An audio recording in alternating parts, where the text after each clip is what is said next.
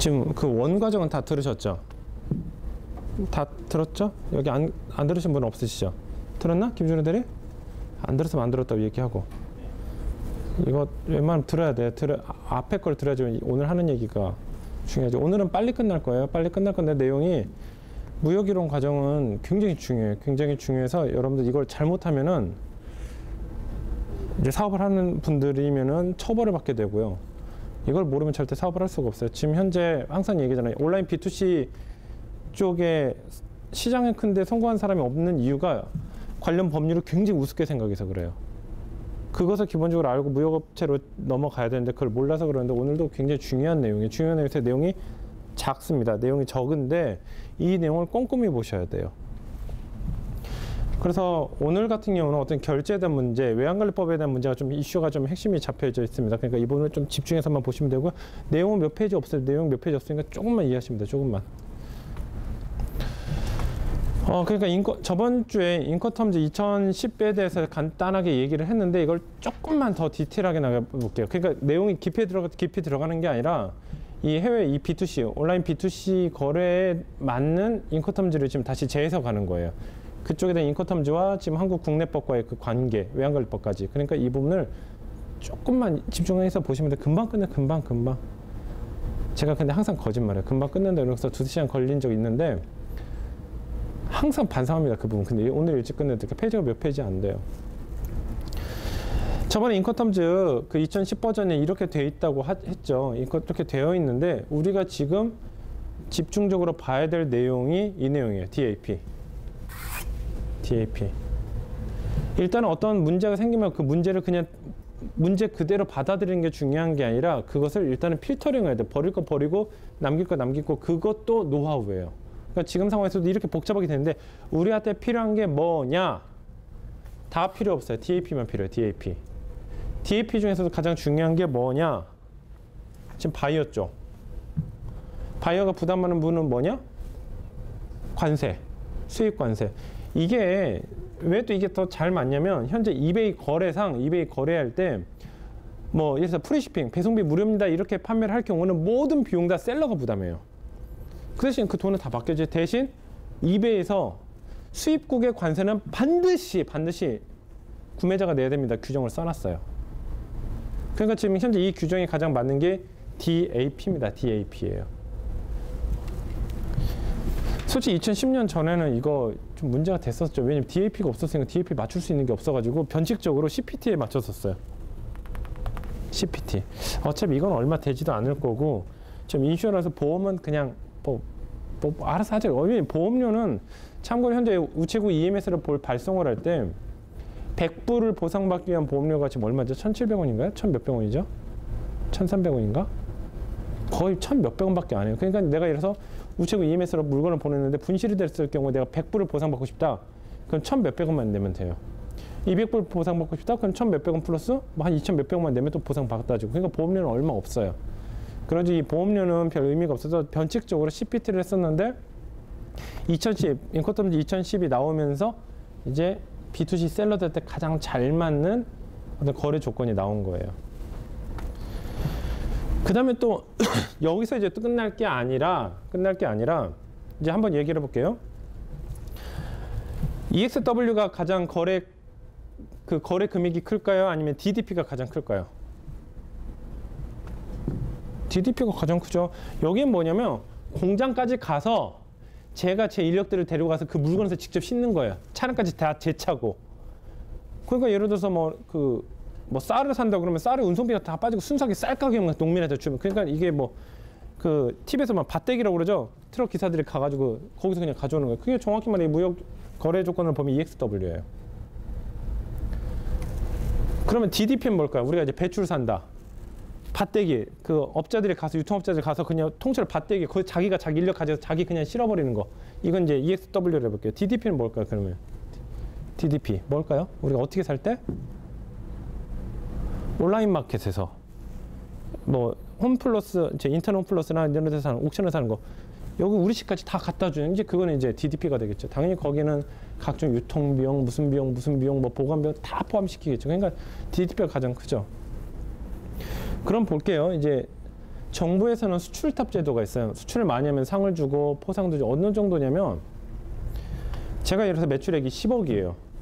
10억을 내수로 했다. 국내만 팔았다. 여기 있는 업체는 국내 내수만 10억 판 업체고 여기 있는 업체는 수출을 10억을 한 업체예요. 어떤 식으로 바뀌냐면은 먼저 여기 수출 10억 했다. 어떤 뭐 지원책 같은 거 없어요. 그냥 거기다 세금만 내면 돼요. 자기 필요한 세금만.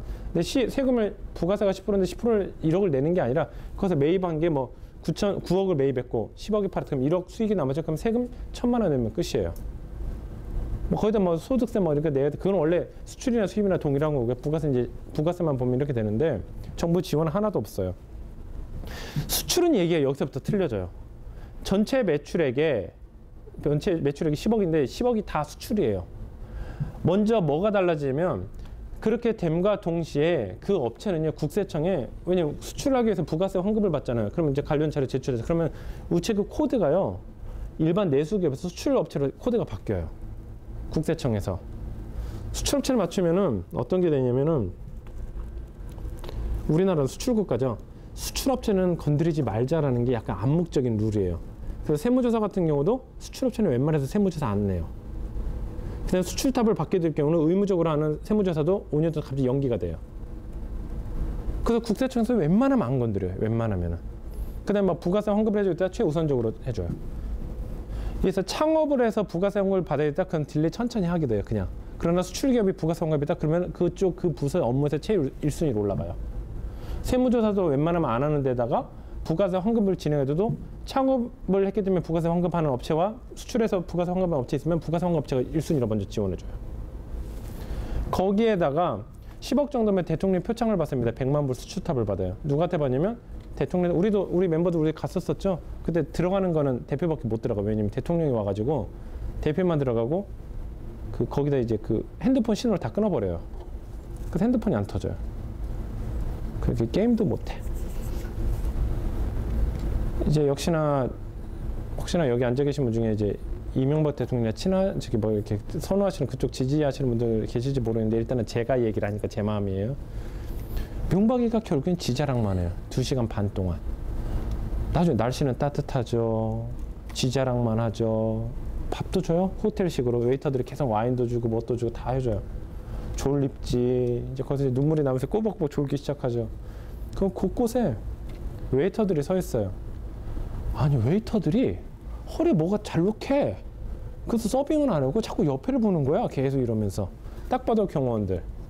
그래서 꼬박 졸다가 경호원이 눈이 마주치면 또 놀래가지고 이렇게 웃으면서 계속 다리도 못 꼬고 혹시나 다리 못 꼬고 이렇게 앉아있다가 자 2시간만 더 끝났는데 문이 열리면서 우리 직원들 들어왔을 때 진짜 해방감이었어. 정말 살았구나. 그 표창도 받고 뭐 신문 기사에도 올라와요. 신문 기사도 회사 이름 올라오고 그렇게 되고 또 거기다가 수출 실적이 있으면 그걸 가지고 정부에서 지원책이 어떤 지원책이냐면 제조업체다. 참고로 어떤 이런 제품을 하나 개발하기 위해서 금형을 하잖아요. 금형에서 본을 떠서 만들면 보통 금형비가 이건 좀 단순한 제품인데 약간 뭐 그 아이폰 같은 건데 좀 디테일한 작업이 좀 이렇게 하이그로시에다가 뭐 이렇게 디테일한 작업이 들어가다 그러면 최소 금형비부터 폰 뜨는 비용까지 최소 한 1,500에서 5천만 원까지 들어가요. 거기에 디자이너 비용까지 계산하면 더 많이 들어가죠. 그것을 수출기업 같은 경우는 90% 이상을 지원해줘요. 너 5천만 원 들어가? 그럼 4,500까지는 정부에서 지원해줄게. 디자이너? 내가 파견을 보내줄게. 네, 그럼 또 저 제품 개발은 했는데요. 팔로가 없어요. 알았어. 홍보해줄게. 유통해줄게. 그러니까 일선에서는 집회와 같은 거 있죠. 그런 거 다 또 지원해줘요. 참관비 무료예요. 저 수출하고 싶어요. 해외로 나가고 싶어. 해외 나가고 싶어? 그래 해외 체재비, 거기 전시회 참관비까지 다 줄게. 참관비가 참갑이죠. 거의 부스 임대료까지. 100%는 아니고 한 90% 정도. 자기 돈 한 500만 원, 400만 원 내면 나머지 한 3, 4천만 원 정부에서 다 지원해줘요. 그 다음 뭐 조달청 입찰을 해야 되겠다? 그 조달청 입찰 1순위예요. 조달청. 정부자금 써야 되겠다? 정부자금 1순위예요. 그 다음에 뭐 수출 역량 강화 사업이라 매년 1월달, 2월달에 발표되는 수출에 관련된 그런 강화 사업 할 때 또 1순위예요. 실제적으로 그 직간접적인 어떤 정부 지원을 다 계산하면요. 10억 정도 매출이라면 보통 그 현금화 시켰을 때 정부 지원이 거의 10억 원어치예요. 그러니까 우리가 지금 제조업체를 공략이 된다는 내용이 그거예요. 얼마나 간절하겠습니까? 어쨌든 어떤 제조업체는요. 이거 팔면서 나 손해봐도 좋아. 수출 실적만 쌓이면 내가 내년에 이거 몇 배 뻥튀기 만들 수 있으니까 이거 그냥 손해봐도 좋으니까 밀어줘. 이런 식이에요. 그러니까 보세요. 이런 제조업체들 입장이니까 EXW로 계약하기로 원할까요? DDP로 계약하기로 원할까요? 어느 조건을 계약하기로 원할까요? 우리는 제조업체는 판매자니까. DDP겠죠. DDP가 더 많이 받을 수 있으니까. 그런데 현실적으로 생각해 보세요. 이렇게 하면은 정부 통계가 제대로 잡힐까 안 잡힐까요? 자꾸 계약서를 DDP로 하는 거예요. 그래서 안 되겠다 싶어가지고 전 세계적으로 기준을 하나 정합니다. 우리 통계 잡을 때는 표준화 시켜야 된다. 뭘로 계약했던 거는 계약은 너희들끼리 마음대로 해. 대신 계약을 하고 나서 다시 역계산을 해가지고 통일화된 기준을 잡자 해가지고 나온 게 수출업체 같은 경우 수출 실적, 수출 기준 같은 경우는 FOB를 계산합니다. 수입할 때는 CIF로 해요. 그래서 예를 들어서 뭐 여러 가지 비용을 했는데 세금을 매게 됐다. 그럼 세금 매길 때 세금 그 기준액은요 CIF 금액이에요. CIF는 어디까지냐면 뭐 우리가 수입을 했다. 그럼 인천공항까지 들어온 모든 비용이 다 CIF예요. 무슨 말씀인지 아시겠죠? 그 다음에 FOB 같은 경우 우리가 수출을 한다 그러면 우리가 한국까지 나간 비용이 FOB예요. 한국까지. 뭐 배로 태워서 나간다? 그럼 인천항까지 모든 들어간 비용. 항공기라면 여기서 항이라는 것은 공항도 포함이 되는 거예요. 인천공항까지 들어간 모든 비용이 FOB예요. 아까 얘기했죠. 저번 주에 얘기했었잖아요. 컨테이너를 실어가지고 배로 옮기는 중에 떨어뜨렸는데 FOB 조건이에요.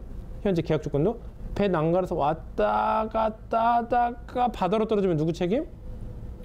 수출자 책임. 왔다 갔다 하다가 배로 떨어져서 누구 책임? 수입자 책임.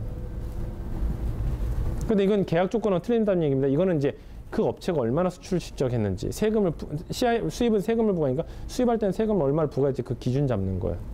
근데 여기서 이제 문제가 뭐냐면은 지금 우리의 현재 이베이 셀링에 이제 판매 대금 받고 이것은 다 DAP인데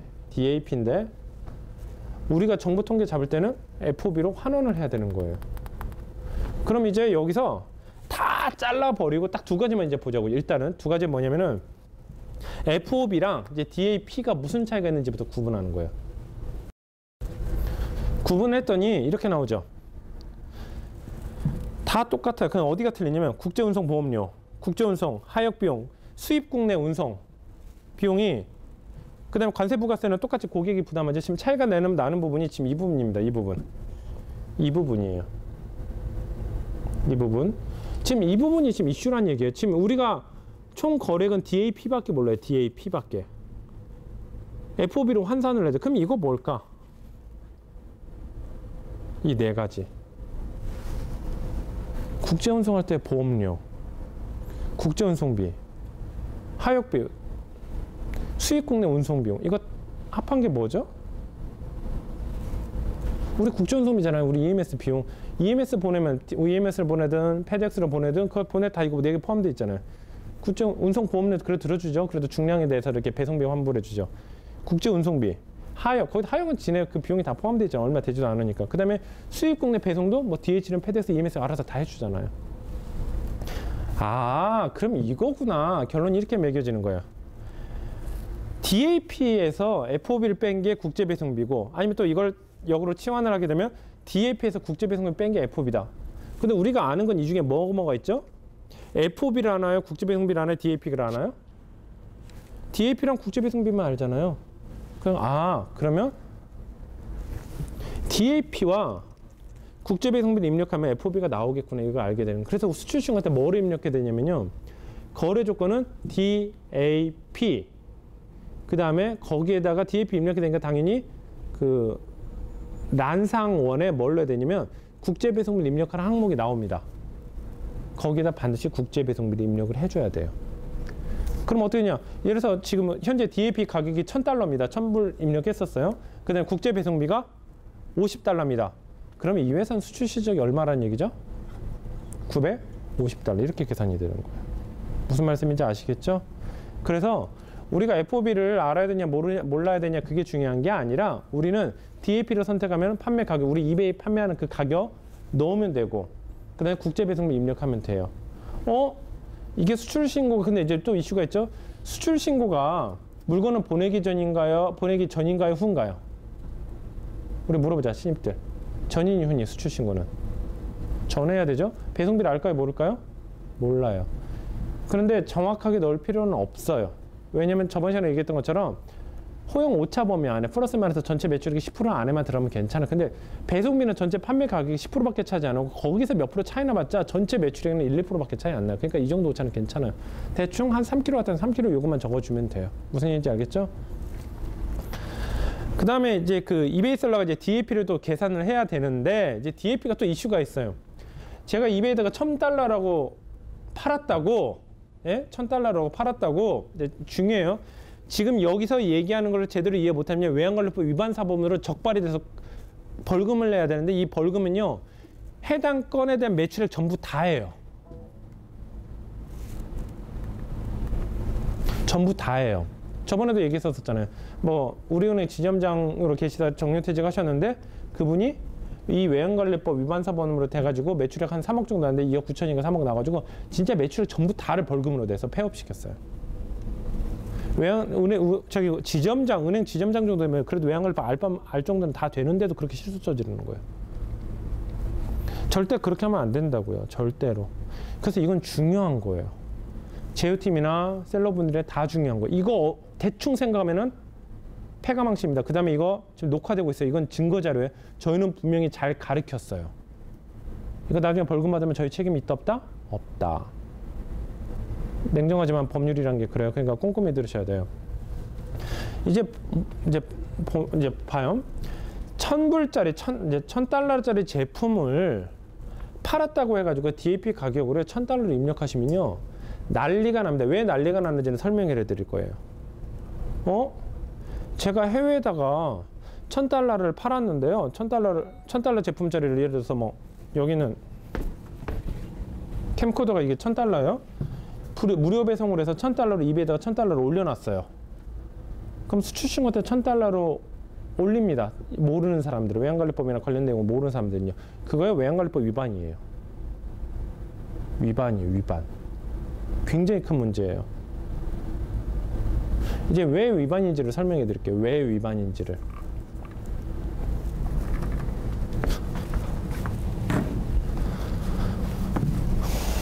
저도 이거 알기 위해서 정말 많이 노력하고 정말 많이 공부했었어요. 여러분들이 이렇게 쉽게 얘기하는데 제가 차 떼고 퍼 떼고 결론만 얘기하는 거예요.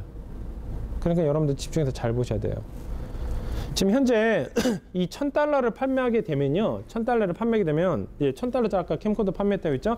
$1,000는 뭐뭐뭐가 들어가 있냐면은 일단 가장 큰 거 구입 원가가 포함되어 있어요. 구입 원가가. 당연하겠죠? 그 다음에 내 마진 나 몇 프로 가져갈 거야. 마진이 있을 거고 그 국제 배송비 얼마 포함되어 있을 거고 그 다음에 또 이슈가 페이팔 수수료. 현재 수수료는 두 가지를 내고 있습니다. 우리가 이베이 수수료 하나, 페이팔 수수료 하나.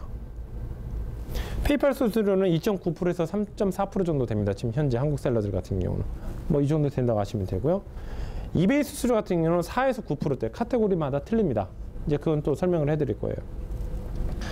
이제 진짜 이슈가 뭐냐면은 여기서 이제 이슈가 되는 게 뭐냐면 저번 주에 제가 그 강의할 때 뭐로 설명했죠? 외환관리법에서 수출대금 환수 의무랑 수입대금 지급 의무가 있다 했죠. 플러스 마이너스 몇 프로까지 봐준다고 했죠. 그래도 오차가 10%까지 봐준다고 했죠. 이제 보세요. 문제가 뭐냐? 수출한 거는 반드시 대금이 들어와야 돼요. 제가 DAP에다가 1,000불이나 적었으면 1,000불이 반드시 해외에서 들어와야 돼요. 수입할 때 제가 거기다가 수입 밸류에다 1,000불에 적었으면 반드시 한국에서 1,000불이 나간 기록이 나와야 돼요. 안 나오면 그것도 수입대금 지급 의무의 위반 사항이에요. 바로 외환관리법 위반이에요. 그러니까 수출 신고서에 적는 금액을 저희가 잘못 적으면 처벌 받는다 안 받는다? 받아요. 이제 문제가 되는 게 뭐냐? 이슈가 되는 게 뭐냐? 얘와 얘예요. 페이팔 수수료랑 이베이 수수료가 지금 이슈가 되는 거예요. 한 이슈가. 세무사는 절대 이걸 알려주지 않습니다. 세무사는 국세법에 관련된 사람이 이걸 알려줄 사람은 누구냐면 정확히 말하면은 관세사예요. 관세사. 외환관리법은 관세사 전문입니다. 근데 이 문제가 이게 뭐냐면은 현재 이베이 시스템과 페이팔 시스템이 굉장히 독특한 문제가 뭐냐면은 선취를 해요. $1,000짜리 판매됐다 그러면 너 $1,000 일단 가져가 하고 나서 판매 수수료를 다시 나한테 내 이게 아니라 한국에 들어오기 전에 미리 떼요. 미리. 예를 들어서 이런 거예요. 제가 $1,000짜리 팔았죠? 그럼 거기에 페이팔 수수료랑 이베이 수수료 빼놓고 나머지만 인출할 수 있어요. 나머지는 이미 지네가 가져가요. 뭐 이베이야 다음 달에 청구되긴 하지만은 일단은 내가 밸런스 있는 것을 일단 차감해요.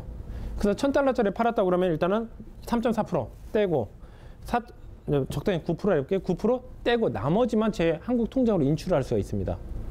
이해가 되시죠? 이거 뭐 당연히 그럴 수밖에 없죠. 이베이도 지네도 이렇게 리스크를 떠안자 $1,000불 다 줬는데 얘네가 수수료 안 내요. 잠적이 이러면 안 되잖아요. 그러니까 먼저 선취를 하고 나갑니다. 근데 이슈가 이제 여기서 이슈가 발생하는 거예요. 얘네 둘이 앞에서 대충 계산해서 뭐 9%, 3% 해볼게요. 그럼 12%예요. 이 12%가요.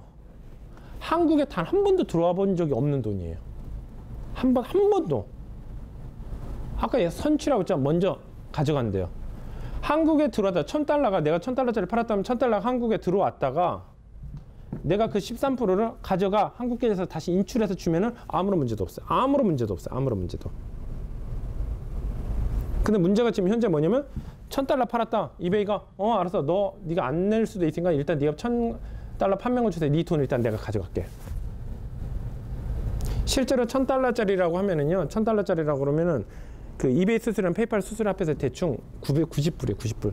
그럼 제가 가져갈 수 있는 돈 실제로는요. 910불밖에 안 돼요. 그렇구나까지 이해를 하죠. 그러니까 여러분들한테 질문해 볼게요. 수출신고서에는 910불로 수출신고를 해야 될까요? 1,000불로 수출신고를 해야 될까요? 1,000불로 하면 안 돼요. 왜? 90불은요. 한국에 들어와 본 적도 없어. 한국에 발을 디뎌본 적도 없는 돈이에요. 그럼 910불로 수출신고를 해야 되겠죠? 당연히 이제 저도 이제 실수입니다. 한 5년 전만 해도 그렇게 수출신고라고 가르쳤었어요. 근데 이제 문제가 발생하죠. 문제가 발생해. 문제가. 어떤 문제가 발생을 하냐면은 우리는 지금 아까 외환관리법상에서는 이제 돈 들어오는 데까지 외환관리법에 적용을 받지만은 이제는 우리는 한국에서 세금을 내야 됩니다. 그 세금이 뭐냐면은 부가세랑 종합소득세, 법인 같은 경우는 법인세죠. 세금을 내야 돼. 세금을 낼 때는요. 어디서부터 거래가 이루어졌다고 생각하냐면은 이베이에서 고객이 구매한 순간부터 거래가 이루어졌다고 생각을 해요. 야, 외환관리법이야. 한국에 외화가 들어온 순간부터 외환관리법이지. 오케이, 그 인정할게. 수출도 한국에 들어온 돈이 수출대금이지. 거기서 니네들이 뭘 썼던 간에 그거는 우리하고 상관없지. 거기까지는 이해가 되는데 국세법, 그러니까 부가세법, 뭐 종합소득세법, 법인세법에서는 뭘부터 보냐면 난 몰라. 너의 거래가 일단은 이베이에서 이루어졌잖아. 그럼 이베이에서 이루어진 것부터 스타트를 할 거야, 나는. 그러니까 너 수수료 낸 거 다 비용 처리해. 이제 충돌이 생기는 거야, 얘네 둘이 충돌이 생기는 거야. 국세법 입장에서는 야, 이거 비용 처리해. 외환관리법이나 이제 관세법 쪽에서는 야, 내 돈에 들어온 적도 없는데 이걸 어떻게 비용 처리할 것이며 이거 만약에 이걸 비용 처리하면 나 외환관리법 위반 사범이야. 그래서 한때는 이런 얘기도 했었습니다. 외환관리법이나 관세법이 처벌 수위가 훨씬 높으니까요. 국세법을 과감히 어기죠. 그런 식으로도 얘기했었어. 솔직히 제가 그래서 제 잘못이에요. 어떡합니까? 둘 중에 하나를 해야 되는 거야. 이런 거야. 엄마 좋아, 아빠 좋아? 아이들은 벌써 여기서 당혹스러워하는 거야. 둘 다 좋은데. 둘 다 만족시킬 수가 없는 거예요. 하나를 준수하면 하나가 위반 사항이 되고 하나를 또 준수하면 다른 게 또 위반 사항이 둘 다 충족될 수 있는 게 없는 거라고 느껴졌었어요. 근데 충족시킬 수 있는 게 나왔어요. 이거는 이제 세무사랑 협의하고 관세사랑 협의하고 갈등 법률 검토해주고 이거는 서로 간에 충족시킬 수 있겠다라고 결론이 내려져서 결론 제가 뒷페이지에 설명해 드릴게요. 무슨 얘기인지 아시겠죠? 그러니까 이 내용을 정확하게 아는 것이 굉장히 중요합니다. 먼저 그게 어떻게 해결해야 되는지는 좀 이따 설명해 드리고 먼저 그래서 방식은 어떻게 되면 일단은 910불 있죠. 910불. 910불로 수출 신고하셔야 돼요. 그러니까 전체 이베이에서 판매한 대금에서 2%대로 계산을 해가지고 빠져나가는데 이것은 저희가 지금 만들고 있는 TERP에서 자동으로 계산되게 만들고 있어요. 그건 걱정 안 하셔도 돼요. 전혀 걱정 안 하셔도 되고 대신 자동으로 빠진 나머지를 수출 신고를 해야 된다라고 알고 계시면 돼요. 그런데 이제 이베이 수수료랑 페이팔 수수료가 좀 더 디테일하게 좀 어차피 지금 이슈가 나왔으니까 좀 이게 이 수출 신고랑 관련 없긴 하지만은 이베이 수수료랑 페이팔 어떻게 접근하는지 먼저 좀 간단히 설명 좀 해드릴게요. 현재 페이팔 수수료 같은 경우는 거래액에 전달의 거래액에 따라서 수수료가 달라집니다. 많이 이용했으면 단골 거래해줄게. 조금 이용했으면 조금 해줄게. 그래서 현재 전달 거래 실적이 3,000불 미만이 3,000달러 미만 같은 경우는 3.4% 플러스 0.2불이에요. 한 건 거래될 때마다. 근데 10만 불 이상 월간 매출액이 1억 이상이 대충 1억 이상이 될 경우는 2.4% 플러스 0.2불. 이건 솔직히 말해서 무시해도 됩니다. 0.2불 해봤자 원화로 계산하면요 200원이 200원. 200원이야 그냥 없으면 제가 주면 되잖아요. 200원 이건 무시해도 돼요. 결국엔 2.4%. 결국엔 최대 1%까지 차이 나는데 연간 1억 정도 매출액이 나오는 사람이면 연간 100만 원 내 주머니에 빠져나오냐 들어오냐 이 차이예요. 그럼 이건 좀 민감하죠. 그래서 이렇게 되고 있다라고 생각하시면 됩니다. 두 번째가 지금 잠시만요. 이거부터 설명해 드릴게요. 두 번째가 또 이걸 설명해 주죠. 등록 수수료. 이베이에서 수수료를 낼 때는 두 번 있습니다. 두 번. 근데 솔직히 등록 수수료는 너무 미비해 가지고 그냥 무시하셔도 돼요. 무시하셔도 되는데 그래도 등록 수수료 뭔지 말씀드릴게요. 등록 수수료는 뭐냐면 내 상품을 그 리스팅에다 등록하는 비용을 얘기하는 거예요. 잠깐만 이거 유승아들이랑 저번 주에 듣지 않았나? 그때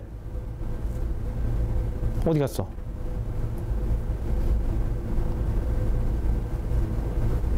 조대리 어딨지? 조가이 대리는? 조가이 대리 이거 안 들었잖아. 아니야 그냥 앉읍시다. 이거 나머지 팀들 잘 들어요? 등록 수수료가 있어요. 등록을 하면은 얼마 내라라고 돼 있는데 예전에는 얼마씩 냈냐면요. 35센트. 그러니까 우리는 지금 환율로 계산하면 한 400원 정도 수수료 됐어요. 하나였어요.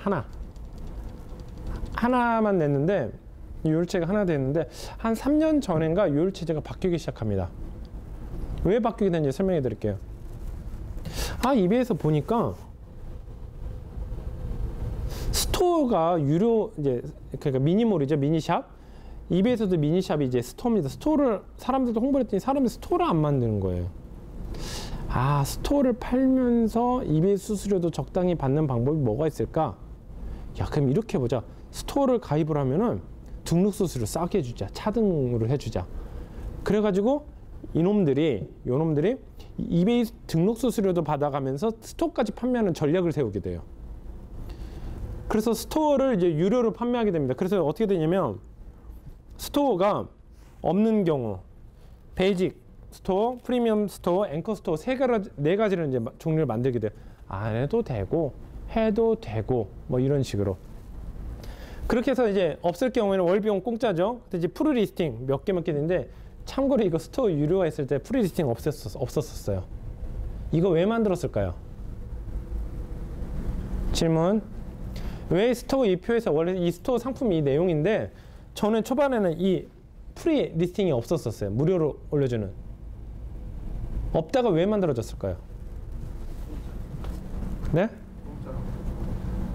그렇게 공짜라면 좋아하니까 그렇게 간단하게 절대 안 해요. 비즈니스 절대 그렇게 간단하게 하지 않아. 어떤 현상이 발생하면 그 의도를 파악해야 돼. 이거 왜 만들어졌을까요? 초반에 없었어요. 초반에. 이베이가 바본가요? 자신들이 생각 하나만 바뀌면 진짜 몇십억이 왔다 갔다 하는데 공짜라면 좋아하니까 이런 식으로 했을까? 절대 안 그래요. 현재 집계란 되지만 이베이 지금 현재 일반 고객 회원수가 10억 아마 돌파했을걸? 그 정도 되는데 이게 없었을 때는요. 어느 정도 개수까지 일반 베이직을 신청하는 게 좋고 어느 정도가 앵커 스토어까지 하는 게 좋고 이게 수학 계산식이 생각보다 간단했었어요. 그래서 사람들이 요령을 피는 거야. 몇 개부터 몇 개까지 뭐 하고 몇 개부터 몇 개까지 하고. 근데 얘가 무료로 들어가 버리면요. 수학 계산식이 약간 더 복잡해져요. 솔직히 그 의도 때문에 지금 프리 리스팅을 넣었어요. 왜냐하면 사람들이 소비자가 자꾸 영리하게 활동을 하잖아요. 그럼 기업들은 돈을 못 벌어요. 소비자가 자꾸 계산하기 힘들고 계산하기 귀찮아하면은 돈을 더 벌어요. 한나라당에서 계속 자꾸 정치가 지저분하다는 느낌이 계속 들게 행동하는 이유가 뭔지 알아요? 그럼 정치에 대해서 관심을 안 갖는 사람이 점점 늘어나요. 그러면 철저하게 민주당이나 자기 어떤 적대적인 세력 지지자들이 떨어져 나가거든요. 한나라는 더 견고해지고 이탈률이 어떤 네거티브적인 이슈를 딱 던졌을 때 이탈률이 한나라당보다 민주당이 더 크대요. 그래가지고 한나라당에서 그 네거티브 전략을 전략적으로 쓰는 거예요. 그래서 다시 얘기하면요. 여기 한나라당 지지자분들, 전 정치색은 없어요. 너무 이렇게 나쁘게 보지 마세요. 저는 이제 항상 투표를 할 때마다 기권을 해요. 그래서 이제 논을 이제 보면요. 그래서 현재는 어떻게 되어 있냐면은 일단 옥션 같은 경우는 지금 아무것도 안 했을 경우는 월비용 공짜 무료로 50개까지 무료로 할 수 있고요. 경매를 할 때는 하나 등록할 때마다 여기다가 이제 그 1000을 곱하면 그 금액입니다. 0.3불이니까 300원. 여기는 0.300원. 그래서 350개 제가 수학 다 계산해 봤어요, 이거. 제가 부등식으로 다 계산해가지고 1차 부등식 다 계산해서 미지수 2개 넣어가지고 다 계산했어요. 그랬더니 월간 350개 미만을 할 때는 지금 일단 얘는 제쳐두고요. 얘는 우리는 경매 안 하니까 고정가니까. 고정가 월간 350개 미만으로 리스팅할 때는 스토어 아예 안 하는 게 좋다라는 게 결론이에요. 두 번째, 베이직 스토어 같은 경우는 월 비용이 19.95불입니다. 그 다음에 프리가 150개. 그 다음에 옥션은 0.25불, 픽스드 프라이스가 0.2불. 그래서 월간 리스팅이 350개에서 600개 사이가 될 때는 베이직 스토어가 가장 효율적이에요. 그다음 프리미엄 스토어는 이렇게 쭉쭉 나가서 4,300개 미만. 그 다음에 앵커 스토어 같은 경우는 4,300개 이상이면 무조건 앵커 스토어가 가장 저렴해요. 현재 우리 그 셀러 중에서 아웃소싱 플랜에서 한 분 계시지? J로 시작되는 사장님. 그분 같은 경우는 월간 리스팅 수가 4,300개 이상이니까 바로 최근에 앵커 스토어로 수정한 이유가 그거예요. 그래서 이 표를 김진우 대리는 이거 표 출력해가지고 리스팅하는 쪽 담당자를 다 배치시켜야 돼. 올해 딱 봤더니 리스팅 수가 이렇게 되는구나. 이렇게 하면 되겠다. 그래서 앵커 스토어 같은 경우는 얼마예요? 고정값 하면 하나 리스팅할 때마다 얼마? 50원. 1.1 곱하면 55원 밖에 안 돼요. 그 다음에 최근에 카신이나 좀 이따 설명할까? 카신이 한번 설명을 해볼게요. 카신이. 최근에 카신이라는 제도가 발표가 됐습니다. 이베이에서 카신이라는 제도가 발표돼서 1월 한 20일 정도, 10일 정도 발표됐는데 어떤 거냐면 이런 내용이에요. 웬만하면 이렇게 한 달짜리를 하지 마. 조금씩 해. 기간 짧게 하면은 우리는 현재 짧게 하면 좋아. 왜 좋아? 라고 얘기하는데 짧게 하면은 우리가 무조건 신규 리스팅하면 이틀 동안은 최상단에 띄워주거든? 그러니까 짧게 하는 게 좋아. 굉장히 말이 부드러워요. 좋아요. 이게 나쁘게 얘기하면 뭔지 아세요? 리스팅을요, 수시로 하라는 얘기예요. 그래서 이틀 동안 최대 효과 갖는데 있죠? 최대 효과 가지려면요, 현재 리스팅할 수 있는 그 기간이 1일 다음에 3일이에요. 3일 하면 3일 중에 이틀이 최상단에 뜬다는 얘기죠. 1일짜리면 1일짜리 매번 돌리면요, 한 달 내내 최상단에 떠 있다는 얘기예요. 현재 리스팅 수수료가 현재 이 정도 100원이에요. 100원인데 오늘부터 3,000원 받겠습니다. 그러면 어떻게 될까요? 원래 어제까지만 해도 수수료가 100원이었는데 오늘부터 3,000원 받겠습니다라고 그러면 사람들 어떻게 할까요? 바로 화나고 이탈하죠. 바로 이제 다른 쇼핑몰로 이탈하죠. 근데 이베이는 받고 싶어요. 그런데 소비자들은 그렇게 가격 올려버리면 바로 이제 전쟁 날 거고. 이걸 어떻게 내부적으로 고민했어요. 그래서 어떻게 했냐? 아까 얘기했던 그대로예요. 야, 너희들 한 달로 하지 마. 우리 현재 시스템상 한 번도 공개한 적이 없는데 우리 시스템상 처음에 등록하면 이틀 동안은 최상단에 띄워줘. 그러니까 한 달짜리를 하지 마. 이거 뭐냐면요, 하루에 한 번씩 하라는 얘기예요. 바꿔서 말하면 뭐죠? 사람들한테 거부감을 끌어내지 않으면서 수수료를 곱하기 30을 해버리는 굉장히 고도의 전략이에요.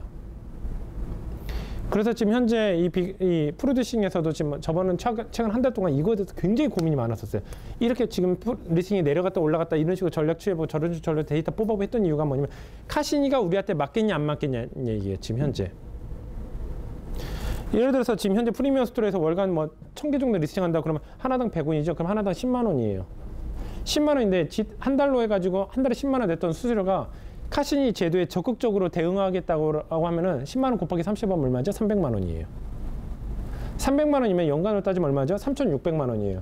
그러니까 이 카시니 제도에 대한 전략을 저희가 적절히 파악을 하지 못하면은 우리가 지금 연간 3,600만, 겨우 1,000개 리스팅하는 셀러 지금 예를 드는 거예요. 지금 아까 제이모 셀러 같은 경우는 한 달에 지금 5,000개 정도 리스팅하죠. 5,000개라면 얼마죠? 550만 원이에요.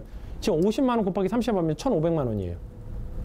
1,500만 원 곱하기 12 하면 얼마죠? 1억 8천이에요. 지금 1억 8천에 대한 수수료 비용을 우리가 해야 될지 말아야 될지 진작에 고민해야 되는, 그래서 리스팅이 올라갔다 내려갔다 그거 분석한 거예요, 데이터. 그것도 발표된 지가 1월 중순이다 보니까 저희가 한 달 정도 그거 계속 돌리고 있던 거예요, 계속. 왜냐면 우리가 의사결정 잘못하면요, 안 되니까. 그래서 리스팅이 올라갔다 내려갔다 했던 이유가 그 내용이었어요. 그런데 최근에 결론 내렸어요. 초반 그걸 분석을 할 때 초반에 약 한 3분의 2 지점, 한 1월 초순만 해도 카시니에 전략적으로 적극적으로 대응하자로 결론이 그렇게 내렸었어요. 그런데 두 가지 부분에서 그 전략이 잘못됐다는 결론이 내린 거예요. 또 하나 뭐냐면은 어떤 구성의 오류라는 게 있죠. 하나가 최선을 다해서 떴지만은 모든 전체가 최상단에 뜬 다음에 또 거기서도 다시 서열이 다시 나눠지는 거예요. 결국엔 처음에 신규 진입자는 카시니 제도에 의해서 신규 진입자는 대우를 받지만은 전 셀러가 그런 식으로 접근하게 되면 전이랑 똑같은 현상이 다시 벌어지는 거예요. 무슨 말씀인지 아시겠죠? 그게 이제 두 번째 이유고, 첫 번째 이유는 뭐냐면 현재 우리가 판매하는 제품들은 고가 제품들입니다. 소비자는 구매를 할 때 고가 제품이다. 그러니까 가격대가 10만 원에서 30만 원대, 40만 원대, 50만 원대예요. 그러다 보니까 소비자들 구매를 할 때는 그 고가 제품이 첫 페이지에 떠있든 안 떠있든 거기에는 별로 관여하지는 않아요. 어떻게 하죠? 모델명을 드래그한 다음에 검색을 하고 거기서 가격 정리를 시켜요, 최저가로. 그 다음에 내가 배송가 받고 싶은 국가를 다시 재셀렉트를 합니다. 코리아면 코리아, 독일이면 독일. 그러니까 첫 페이지에 띄워주든 안 띄워주든 우리한테는 영향이 있다 없다? 없어요. 근데 다시 역으로 분석해 볼게요. 그럼 누구한테 불리하다는 얘기죠? 지금 저가 쪽은요, 한동안 죽으란 얘기예요, 완전히. 그러니까 여러분들한테 얘기하는 게 뭐냐면, 카시니 제도, 여기 계신 분들도 지금 카시니 제도 듣고 오셨죠? 이베이는요, 우리가 생각하는 것처럼 단순한 애들이 아니에요. 내가 돈을 더 받고 싶다 해가지고 수수료 그냥 올리는 그런, 한국 같은 그런 비즈니스 하는 애들이 아니에요. 철저하게 상대방이 내가 원하는 방향으로 움직이게 하면서 내가 가질 걸 딱 취하는 영리한 애들이에요. 여러분들 생각해보세요. 여러분들 일단 회원수가 10억짜리 쇼핑몰 운영하는데 그런 식으로 단순하게 행동하실 것 같아요? 절대 안 그래요. 얘네는요, 그 어떤 옥션 추천수 뭐 이런 식으로 그 검색 소트 방식 있죠. 그런 것들 당연히 이베이도 베스트 매치라는 검색 방법이 있어요. 이 베스트 매치가 미국 특허청에 등록해놨어요. 얘네는요. 특허청에 등록할 정도로 하나하나를요, 어떤 그 알고리즘 체제를 다 보호를 해놓고 다 체계적으로 준비를 해요. 당연히 카시니 제도 여러분들이 생각하는 것처럼 단순히 그렇게 생각하는 게 아니라고요. 그러니까 뭐든지 해외에 이런 시스템이 발표가 되면 그 발표한 데서 설명해주고, 아 그렇구나, 이걸 대응해, 이게 아니라 얘네가 의도하는 게 뭐지? 현재가 의도하는 게 뭐지? 그걸 분석해야 돼요. 현재가. 그래서 그 부분이 지금 굉장히 중요하다는 얘기입니다. 그러니까 테라노바 코리아는 발표돼서 그 발표 내용을 믿는 게 아니라 얘네가 지금 의도하는 게 뭐지? 이걸 우리가 역으로 이용을 해야 되지 말아야 되지, 역으로 분석하는 게 저희 일이에요. 이거 분석 못하면 바보 멍청이 천치고 시장에서 절대 1등 될 수 없어요. 또 하나 더 얘기를 해볼게요. 또 하나 더 얘기. 이제 또 이거랑 좀 새끼를 친 거고 오늘 하는 내용이랑은 상관이 없습니다. 지금 프로듀싱 회원들한테 이 얘기를 할 기회가 없어서 그런 건데, 작년에 굉장히 특이한 이슈가 발생했었어요. 특이한 이슈가. 제가 그것을 이슈가 발생했는데 그게 원인 파악을 하는데 굉장히 오래 걸렸어요. 엊그저께 며칠 전에 결론이 내려졌는데, 작년에 상품 페이지의 퀄리티에 대해서 제한 조치가 내려옵니다. 상품 사진 이미지 퀄리티를 최대한 좋게 해라. 결국엔 뭐냐면 직접 찍어라. 제조사에서 가주지 말고 웹에 돌아가지 말고 직접 찍어라. 이유, 소비자들한테 최적의 정보를 전달하기 위해서이다. 아, 좋아요. 저도 그건 줄 알았었어요. 그건 줄. 근데 그 전에 어떤 이슈가 벌어졌었냐면, 그 전에 어떤 이슈가 아니라 어떤 여건이었냐면, 한국 같은 경우는 드랍시핑이 굉장히 잘 돼 있죠. 그래서 뭐 어떤 거래처랑 계약이 돼 있으면 옥션에서 주문이 들어오면 내가 물건 안 가지고 걔에다가 야, 택배 좀 어느 나라로 보내줘, 어디로 보내줘, 이게 잘 돼 있어요. 근데 미국 같은 그 문화가 안 돼 있어요. 왜냐면 그렇게 물류가 제대로 안 되어 있으니까. 보통 미국 내 배송은 6박 7일, 7박 8일입니다. 보통 배송비도 뭐 10불대 이렇게 돼요. 뭐 다음날 받는 거, 다다음날 받는 거 보통 2, 30불대, 2, 3만 원대예요. 그러니까 이런 드랍시핑이라는 게 서로 잘 이해가 안 되는 거예요. 물류망이 제대로 안 돼 있으니까. 어떻게 보면 전재산 거래는 우리 한국은 정말 거의 유토피아적인 수준이에요. 솔직히 말해서. 근데 이베이는 싫어하는 거예요. 일단은 재고 없이 물건 팔아? 사기꾼이네? 그 다음에 또 제조사들이 야, 내 허락 없이 판매하는 애들이 너무 많아. 이베이에다 클레임을 거는 거예요. 그래서 우리가 현재 배로 리스트가 있는데 배로 리스트에 없음에도 불구하고 아이템이 삭제되는 경우가 굉장히 많잖아요. 셀러도 대응을 못 하는 거예요. 그러니까 이베이에다 제 얘기하죠. 야, 배로 리스트가 있으면 배로 리스트 있는 대로 우리가 없는 것만 상품 찾아서 올렸는데 왜 너희들 허락 없이 그냥 삭제? 제조사에서 클레임이 들어오니까. 또 제조사는 야, 나 제조사인데 얘가 내 허락 없이 팔아. 내가 라이센스 계약되어 있는 업체는 이거야. 이거 외에는 다 삭제줘. 그럼 삭제해 주는 거고. 그러니까 양쪽에서 욕 얻어먹는 거예요, 이베이에서. 하물며 또 그 어떤 클레임 통계를 보니까 재고 없이 판매하는 셀러들이 당연히 재고를 가지고 있으면 판매하는 사람보다 클레임이 더 많긴 하죠. 당연히 그럴 수밖에 없죠. 한국은 그게 어느 정도 최정상 수준에 올라오니까 그게 적대 무뎌지지만 이게 통계 데이터를 해보니까 그런 거예요. 그래서 이베이가 고민을 했죠.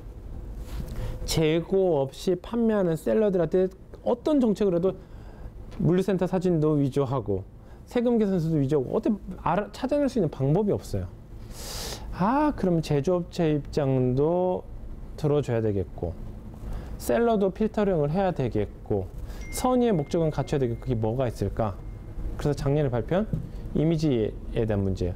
이미지 최고 퀄리티를 만들어. 왜 그러냐면 고객을 위한 거잖아. 이제 이렇게 되니까 어떤 일이 생기냐면 상품 페이지를 가지고 웹사이트에서 가져다가 상품 페이지를 만드는 셀러들한테 직격탄을 맞게 됩니다. 무슨 얘기인지 아시겠죠? 그렇게 하면서 자연스럽게 예전에는 팔러시 바이올레이션, 그러니까 정책 위반에 대해서 그 메뉴가 있어서 그걸 몇 번 이상 경고받으면 IT 정지를 했는데 자연스럽게 그 제도를 하니까 뭐 정책 위반이 생각보다 줄어드는 거예요. 그래서 지금 정책 위반 메뉴가 없어졌어요, 현재는요. 자연스럽게 해결이 되는 거예요. 그러면서 지금은 이베이에서 뭐만 잡으면 되냐? 아이템 상품 페이지 이미지에 대한 퀄리티 가지고 요즘에 조사 들어가는 거예요. 그래서 요즘에 우리 셀러들도 몇 명이 그거에 대해서 제재 조치를 받았어요. 내려라, 삭제해라, 퀄리티가 너무 안 좋다. 제재 조치를 받아서 이걸 고민하게 된 게 아니라 얘네가 왜 이렇게 했을까 이제 고민했는데 결론이 나온 거예요. 아, 결국에는 이거구나. 상품 페이지를 결국 우리가 제작하라는 얘기구나. 그래서 지금 어제 이제 김대리 통해서 바로 지시한 게 뭐냐면 현재 2층 사무실을 바로 스튜디오로 개조를 하고 현재 우리 물류센터에 있는 재고 사진을 다 찍기로 결론이 내려진 거예요. 그게 다음 주 월요일부터 바로 스타트가 될 겁니다. 그래서 우리가 올리는 상품 이미지가 다 실제 촬영을 해서 직접 올리는 식으로. 무슨 말씀인지 아시겠죠? 또 지금 오늘 말씀한 이슈는 지금 몇 분이죠? 실례지만 56분? 또 길어진다. 안 그런다고 하면서. 그 다음에 또 하나가 더 있습니다. 또 다른 이슈가 더 있는데 이 이슈가 어차피 그 상품 콘텐츠를 우리가 만들어야 된다는 이슈가 하나 있었었고요. 다음 주 월요일 날에, 다음 주 화요일인가? 제 FTA 그 산업협회 강연이 언제죠? 화요일이요? 화요일 날 이제 강의, 이제 거기에는 이제 각 대표님들이 많이 오세요. 각 강연자도 그 큰 회사 대표님들이에요. 그래서 뭐 대기업 뭐 이렇게 은퇴한 대표님도 있다고 어디를 했죠? 하나라 했나? 하나 전 회장님 또 오시고 그 강의 주제가 가서 이베이의 비전은 어떻습니다. 해외 전재산의 비전은 이렇습니다. 이런 얘기하면은 말 그대로 장사꾼이에요. 그래서 그분들한테 거기에 맞는 주제로 얘기를 해야 되죠. 그래서 해외 전재산거래에 대한 어떤 비전보다 해외 전재산거래 비전과 단점과 그 극복할 수 있는 어떤 이슈로 화두를 던져야 되는 거예요. 근데 그분들은 뭐 FTA 할 정도면 웬만한 무역 거래는 프로들입니다. 그분들한테 어떻게 효율적인 내용을 전달해주면 그분들은 B2B, 해상운송을 하는 B2B에 적응이 돼 있어요. 해상운송 무역은 어떻게 되죠? 일반적으로 상품을 수출하게 되면은 수입자가 그 제품을 받아가지고 국내 유통을 시키죠. 근데 그걸 좀 더 디테일하게 보면요. 그 수입자는 어떤 액션을 취하냐면요. 단순히 가격만 붙여서 파는 게 아니라 그 제품에 대해서 어떤 브랜드 가치를 더 키우게 됩니다. 브랜드 가치, 그 다음에 유통에 대한 플랫폼을 탑재를 해서 하는 거예요. 이런 거잖아요. 그래서 대바구니 같은 경우도 수입자가 대바구니를 남대문에다 팔면 그냥 남대문에서 그냥 저가 제품이 되는 거고 이것을 인테리어 소품 파는 곳에서 팔면 갑자기 가격이 몇 배로 뛰게 되는 거예요. 똑같은 소나무를 가져와 가지고도 그거 가지고 장작 부단에다 팔면 장작이 되는 거고 스마트 아니라 크리스마스 시즌 상품을 내면 그거 갑자기 몇 배로 올라가는 거예요. 지금 현재 휴게실에는 크리스마스 트리도 한 20만 원짜리예요, 그게. 그거 치워야 되겠다, 이제. 따뜻해지니까. 아니면 저기 겨울까지 계속 갖다 놔요. 치우기 귀찮으면은. 여름에도 시원하잖아. 우리 집이 그랬어. 우리 집 크리스마스 트리 놓은 거 다음에 겨울까지 안 치웠어요. 너무 편하더라고요. 창고 공간도 차지 않아. 다시 이제 원점으로 돌아오면은, 그러면 이슈가 뭐냐? 그러니까 대바구니 같은 경우는요, 무역에서 거래가 되는 거예요. 근데 B2C에서 대바구니 같은 거 팔 수 있나요, 없나요? 없어요. 왜 그러냐면요, 유통대가 짧아졌어요. 유통대가 짧아졌다는 건 장점이 될 수 있는데, 각자가 해야 될 역할을요, 누군가 맡아야 된다는 얘기예요. 아까 얘기했죠? 유통에 대한 플랫폼과 브랜드 가치를 키워주는 게 수입업자가 했던 업무였다고 했죠. 근데 우리는 지금 B2C는 바로 직거래로 들어가 버리죠. 그럼 얘가 했던 역할 두 가지를요, 누가 했느냐, 해야 되는지 분석해야 돼. 먼저 유통 플랫폼 같은 저희가 지금 하고 있으니까 전혀 그건 상관없는 거고, 두 번째가 뭐냐면 브랜드 가치. 기존의 B2B 무역, 해상 무역에서 했던 B2B 무역에서 했던 그 수입자가 했던 브랜드 가치를 키워주는 것을 기존의 무역에 해줄 역할자가 있었는데, 그 역할 주자가 빠지면서 제조업체 테라노바 코리아, 이제 뭐 셀러들은 그 유통 플랫폼이죠. 바로 거기에 나가다 보니까 브랜드 가치를 키워줄 주체가 없어졌어요, 동시에. 그러니까 우리가 뭘 했는지 아세요? 그래서 브랜드 가치가 있는 제품들만 찾았어요. 근데 항상 고민해요. 우리 전자상거래 셀러들은요, 항상 꿈을 꿔요. 어느 누구도 못 팔 만한 상품도 팔아야지만 우리가 실력이 좋은 거지, 누구나 팔 수 있는 제품을 파는 건 실력이 좋은 게 절대 아니에요. 그러면 결국엔 뭐냐? 그러면 이 브랜드 가치를 키워주는 건 테라노바 코리아냐, 제조업체냐? 누굴까요? 누가 하는 게 효율적일까요? 생산성이. 우리가 하는 게 나아요. 우린 대량 양산이 되잖아요. 그럼 제조 공장이 상품 달랑 2개 상품을 제조하는데, 걔네를 위해서 영상 스튜디오부터 2D 이미지 스튜디오부터 모델 섭외하고 그럴 수 있나요? 그 절대 안 되잖아요. 근데 저희는 되잖아요. 대량으로 물건이 들어오니까. 그래서 테라노바 코리아가 단순히 유통 채널만 가지고 있는 게 아니라, 유통 채널에다가 그 유통되는 상품이다 브랜드 가치를 극대화시킬 수 있는 플랫폼까지 가지고 있어야 되겠구나라고 결론을 내렸어요. 그래서 어제 그저께는 지금 현재 우리 회사에서도 지금 영상 콘텐츠라든가 2D 이미지 콘텐츠를 제작할 수 있는 팀이 있죠. 뭐 최근 며칠 전에는 모델 섭외해가지고 모델 촬영도 했었잖아요. 미리 이렇게 준비하기를 잘했구나라는 생각이 들었었어요. 그래가지고 현재 테라노바 코리아는 유통은 당연히 잘하거니와 거기에 브랜드 가치까지 키워줄 수 있는 역량을 더 키울 거예요. 그래서 앞으로 특히 올해 같은 경우는 홍보팀에 대한 인력 지원이라든가 자금 지원이 어마어마하게 이루어질 거예요. 여러분들이 원하시는 연예인 모델도 아마 많이 할지도 몰라요. 근데 미안해요. 전 세계 소비자들은 대부분 남자들이라서 여자 모델을 많이 고용을 해야 될 거예요. 같아요. 이용기 대리 봤죠? 저번에 그 모델 사진 그 이미지 다 갖다가 잘 쓰고 있잖아요. 절대 이용기 대리가 모델을 좋아해서가 아니라 이면지 아끼려고. 아유, 참 근검절약. 집안이 그렇게 부자여도 이렇게 근검절약 하잖아요. 신입 직원도 모르지? 저 이용기 대리가 버스에서 내리면은 도련님 오셨어요. 이렇게 모내기 하던 사람이 90도로 인사해. 막 경운기가 막 나오고. 이 대리 집이 몇 칸이라고 했지? 방이 몇 개라고 했지? 99칸? 아니, 9칸까지 안 되고. 몇 칸이라 했지? 빨리 얘기해봐. 9칸짜리. 방 9개밖에 안 된대요. 네. 99칸은 좀 과대포장된 거 딱 9개만. 그래서 지금 이제 다시 원점으로 돌아와서 이베이 수수료 같은 경우는 현재 이렇게 돼 있습니다. 그래서 이렇게 전략이 나눠졌으니까 유성화 대리 같은 경우도 잘 봐봐. 월간 리스팅 개수가 350개 미만 같은 경우는 스토어를 안 하는 게 좋고, 350개에서 600개 같은 경우는 베이직 스토어, 600개에서 4,300개는 프리미엄 스토어, 그 다음에 프리미엄에서 4,300개 이상 같은 경우는 앵커 스토어를 하는 게 가장 등록 수수료가 가장 저렴해요. 이건 내가 다 계산했어요. 무슨 얘기인지 알겠지? 그래서 현재 지금 이거 수수료 체제입니다. 수수료 체제인데 아마존 수수료는 무시하세요. 그냥 참고하시라는 얘기입니다. 아마존은 수수료가 이렇다. 근데 이거 정확히 말하면요, 이거 아마존 수수료가 비싼 게 절대 아니에요. 이베이는 뭐죠? 이베이는 판매 수수료 플러스 페이팔 수수료 또 내야 돼요. 근데 아마존은요, 그 3.4%가 없어요. 그냥 바로 들어와요. 그러니까 여기다 3.4% 더하면 저거랑 거의 비슷할 거예요. 그러니까 현혹되지 마세요. 정확한 핵심을 파악하는 게 중요해요. 근데 여기 보면은 20% 디스카운트 되는 게 있습니다. 이베이 정말 못된 것 중에 하나가 이거예요. 초반에는 사람들의 어떤 관심을 끌기 위해서요. 파워셀러만 브론즈 파워셀러든지 실버 파워셀러만 되기만 하면 20% 할인해 줬어요. 수수료를 전체. 수수료 한 3,000불씩 내는 사람이 20%만 디스카운트 해도 얼마입니까? 그 60만 원이잖아요. 해줬어요. 어느 순간 되니까 갑자기 탑 레이티드 셀러라는 기준을 만들어가지고 탑 레이티드 셀러만 20% 할인해줘요. 아, 또 이러니까 또 너무 그것도 돈이 아까운 거예요. 그럼 탑 레이티드 셀러 중에서 극히 일부가 되는 탑 레이티드 플러스라는 또 제도를 만들어서 이제 현재는 최근 몇 달 전부터는 그 셀러들만 20% 할인해줘요. 이런 거면은 파워셀러가 여기 계신 분들이 여기 다 20% 할인해줬어요. 그런데 여기서 잘생긴 사람들 몇 명만 해가지고 탑 레이티드라 따로 만들어서 이분만 20% 해줬어요. 그럼 그 중에서 돈만 많은 이용기 대리만 이제 탑 레이티드 플러스라 해가지고 20% 할인해 주는 거예요. 사람들한테 수수료를 받아내기 위해서 그냥 오늘부터 몇 프로만 해주고 그게 아니라 갑자기 엄던 제도를 만드는 거예요. 이거 굉장히 짜증나는 놈들이에요, 이거. 그래서 이베이 현재 순이익률이 한 30~40% 됩니다. 왜냐면 전체 매출액의 순이익률이 계산한 게 아니라 이 수수료의 순이익률이니까. 속상한 일이에요.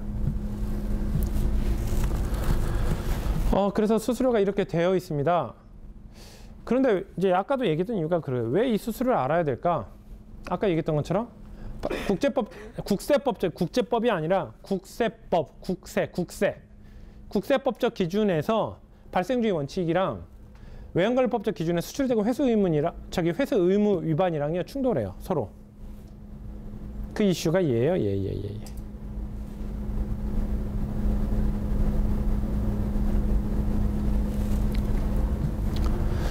그럼 다시 이제 그 자욱했던 안개 속에서 핵심 말씀 다시 파악합니다. 이베이 수수료랑 페이팔 수수료, 그럼 얘 이슈를 어떻게 처리해야 될까?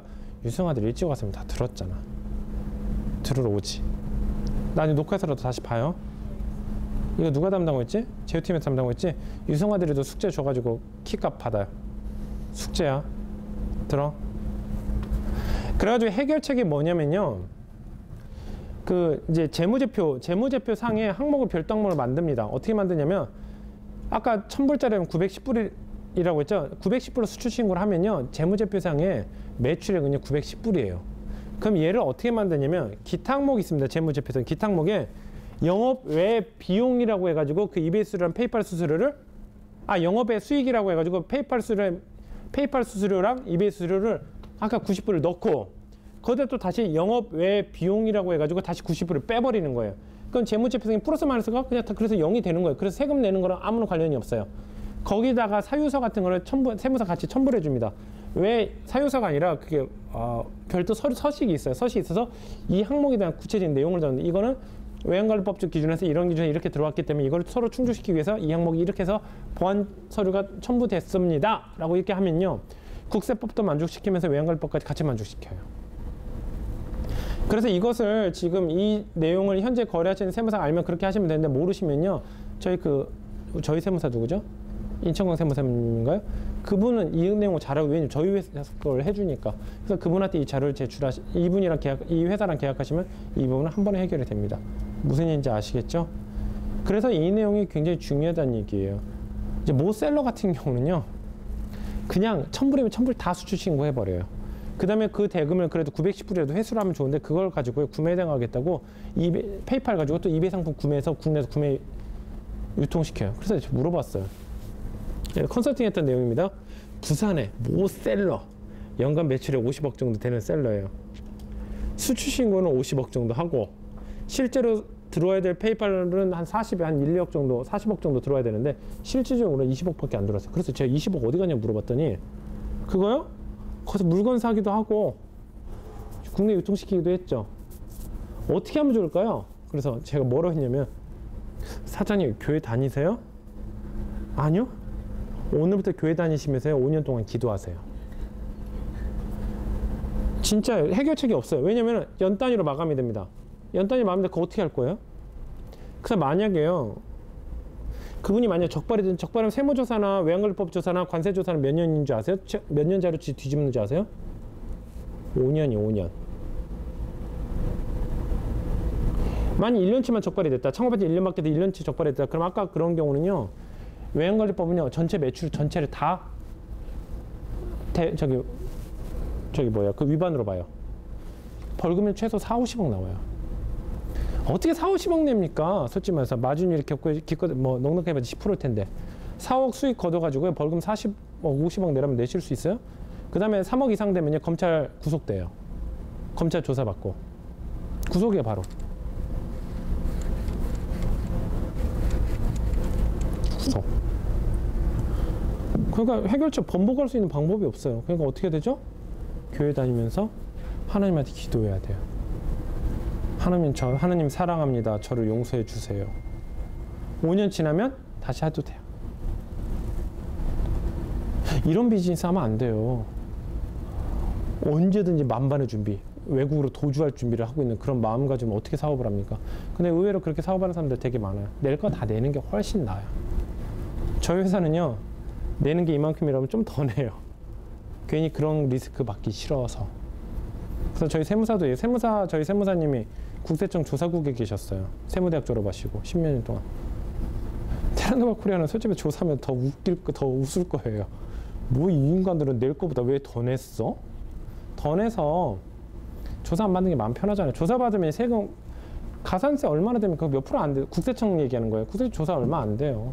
근데 문제는 뭐냐면 대표부터 실무자들이 아무 일도 못하고 거기서 멍하니 앉아 있어야 돼요. 묻는 말 가끔 궁금한 거 대답해 주려고. 그 회사가 그러다가 일을 못하는 거죠. 그것 때문에 그래요. 그래서 이 부분은 이렇게 해결하면 됩니다. 무슨 말씀인지 아시겠죠? 그래서 다음 주에 이거에 관련된 내용을 추가 내용을 더 할 거고 이제 수주신고 본 내용을 들어갈 건데 아마 처음에 기획 의도는 3번 정도 나눠서 할 생각이었는데 4번으로 지금 늘릴 생각입니다. 이건 좀 더 디테일하게 하셔야 될 것 같아요. 무슨 말씀인지 아시겠죠? 네, 알겠습니다. 여기까지 하겠습니다. 수고하셨습니다.